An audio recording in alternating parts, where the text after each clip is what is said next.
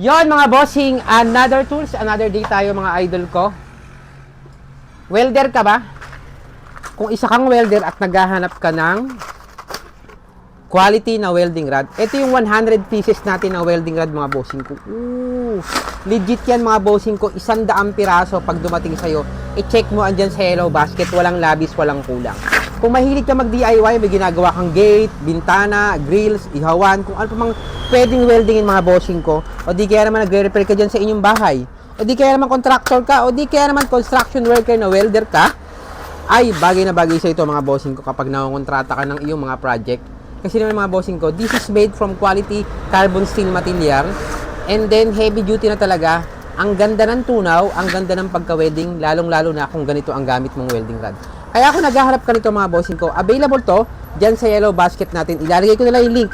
Pakiclick mo para maka-order ka nyan. Ang presyo nito mga bossing ko, 100 piraso ha. 200 plus lang mga bossing ko, makikita mo dyan sa yellow basket. I-click mo na.